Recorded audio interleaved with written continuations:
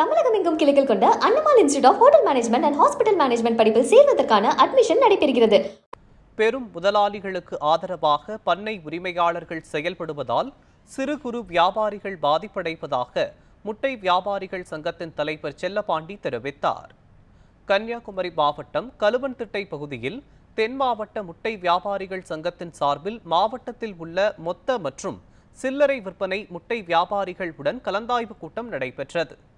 இதில் முட்டை வியாபாரம், வியாபாரிகள் நலன் போன்றவை குறித்து ஆலோசனை செய்தனர்.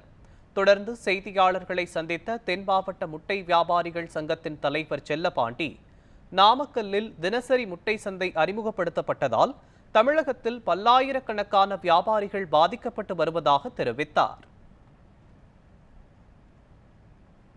தமிழ்நாட்டில் பல்லாயிரக்கணக்கான முட்டை வியாபாரிகள் முட்டை விற்பனையவே தொழிலாக எடுத்துக்கிட்டு செஞ்சுட்டு இருக்காங்க.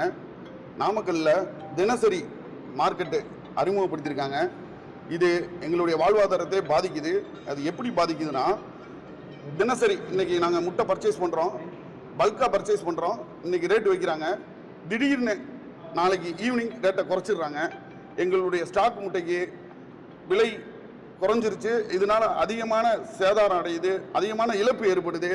இந்த இழப்பை கவர்மெண்ட்டு நேரடியாக தலையிட்டு எங்களுக்கு உண்டான வாழ்வாதாரத்தை காப்பாற்றி கொடுக்கறதுக்கு நாங்கள் இந்த சங்கம் அமைச்சு இதன் வாயிலாக அரசுகிட்டையும் அரசு அதிகாரிகள்கிட்டையும் நாங்கள் மனுக்கள் கொடுக்க போகிறோம்.